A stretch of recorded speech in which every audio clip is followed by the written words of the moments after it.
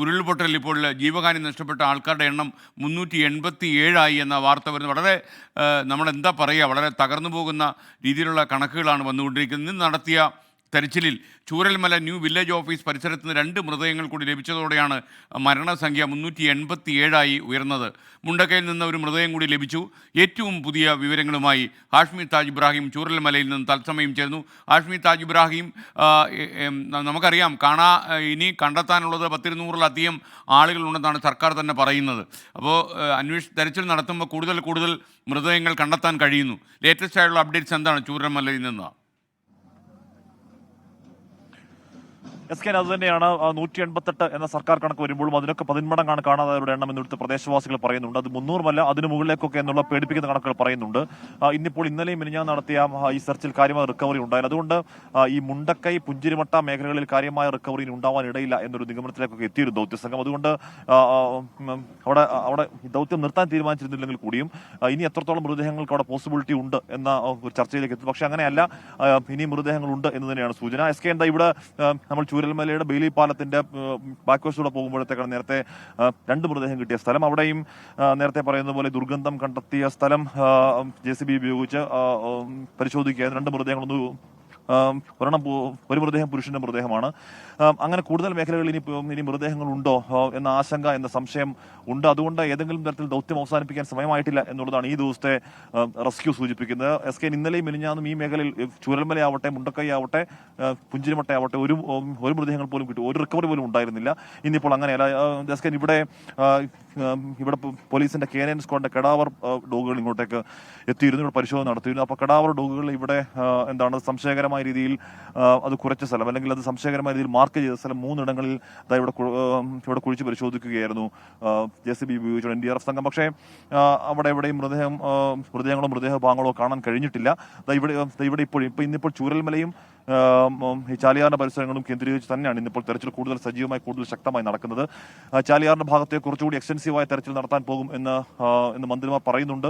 കാര്യം അങ്ങോട്ടേക്ക് ഇപ്പോൾ അഴിമുഖം ചേരുന്ന ഭാഗത്തടക്കം ഇനിയും മൃതദേഹങ്ങൾ ഉണ്ടോ എന്ന സംശയം അവിടെയുണ്ട്. മാത്രമല്ല വനമേഖലകളിൽ ഇന്നലെ വനമേഖലയിൽ പോയി കുടുങ്ങിയ 18 അംഗ സംഘം അവിടുന്ന് ഒരു മൃതദേഹം എന്ന് പറഞ്ഞാൽ ഒരുപാട് ദൂരെയാണ്. സൂചിപ്പാറ എന്നൊക്കെ പറയുന്ന ആ സ്ഥലത്ത് കുറേയധികം ദൂരെയാണ്. അപ്പോൾ അവിടെ നിന്ന് ഒരു മൃതദേഹം ഇന്നലെ കണ്ടെത്തി, അത് ഇന്ന് എയർലിഫ്റ്റ് ചെയ്തു. അപ്പോൾ ആ വനമേഖലകളിൽ ചാലിയാറിന്റെ പുഴയോരങ്ങളിൽ അഴിമുഖത്തോട് ചേരുന്ന ഭാഗങ്ങളിലൊക്കെ കൂടുതൽ മൃതദേഹങ്ങൾ ഉണ്ടോ എന്നതാണ് സംശയം. ഇതിൽ ഏറ്റവും പ്രധാനം കാണാതായവരുടെ കണക്കുകൾ ഇപ്പോഴും ഒരു ക്ലാരിറ്റി, ഒരു വ്യക്തത ഉണ്ടാവുന്നില്ല എന്നുള്ളതാണ്. ഇപ്പോൾ നമ്മൾ നിൽക്കുന്നത് 6-ാം ദിവസമാണ്, 7, 8 അങ്ങനെ മുന്നോട്ടേക്ക് പോകുമ്പോൾ ഈ റിക്കവറി വലിയ സങ്കീർണമാകുന്ന പശ്ചാത്തലമുണ്ട്. കൃത്യമായി കണക്കുണ്ടാക്കുന്നതിന് വേണ്ടിയുള്ള തീവ്ര ശ്രമങ്ങൾ ഇതിനോടകം സർക്കാർ സംവിധാനങ്ങളും ജില്ലാ ഭരണകൂടവും പഞ്ചായത്തൊക്കെ തുടങ്ങിയിട്ടുണ്ട്. പഞ്ചായത്തിന്റെ മേപ്പാടി പഞ്ചായത്തിന്റെ നേതൃത്വത്തിൽ ആശാ വർക്കർമാർ ഗ്രൗണ്ടിൽ വളരെ ഇന്റൻസീവായും ഈ കാണാതായവരുടെ പട്ടിക, ഒരു അന്തിമ പട്ടിക ഉണ്ടാക്കാനുള്ള നീക്കം നടക്കുന്നുണ്ട്. ആ അന്തിമ പട്ടിക റവന്യൂ വകുപ്പ് അത്തരത്തിൽ ഒരു അന്തിമ പട്ടിക ഉണ്ടാക്കി കഴിഞ്ഞാൽ ഒരു മാസീവ് സെർച്ചിനെ കുറിച്ചുള്ള ആലോചനയുണ്ട്.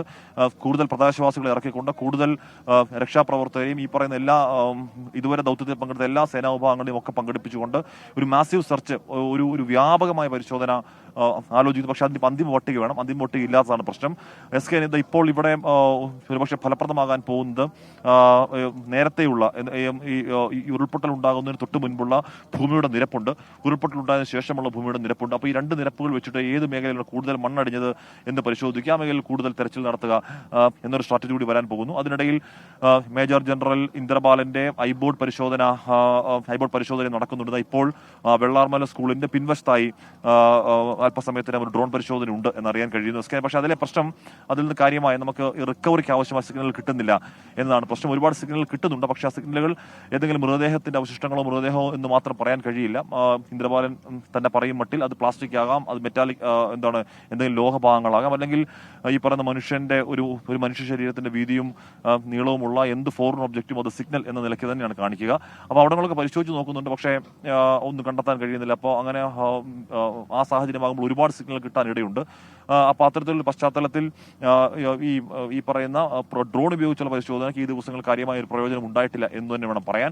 ചൂരൽമല കേന്ദ്രീകരിച്ചൊക്കെ വലിയ പരിശോധന ഈ ദിവസവും തുടരുകയാണ്. ഇപ്പോൾ അല്പസമയത്തിനകം പുത്തുമലയിലേക്ക് 31 മൃതദേഹങ്ങൾ കൂടി കൂട്ടസംസ്കാരത്തിന് ഒരുങ്ങാൻ പോകുന്നു. SK അത് ഇന്നലെ സംസ്കരിച്ച 8 മൃതദേഹങ്ങൾക്ക് പിന്നാലെയാണ് 31 മൃതദേഹങ്ങൾ 188 ശരീരഭാഗങ്ങളൊക്കെ സംസ്കരിക്കാൻ പോകുന്നു. അതിനുവേണ്ടിയുള്ള ഒരുക്കങ്ങളൊക്കെ അവിടെ പൂർണ്ണമാണ്.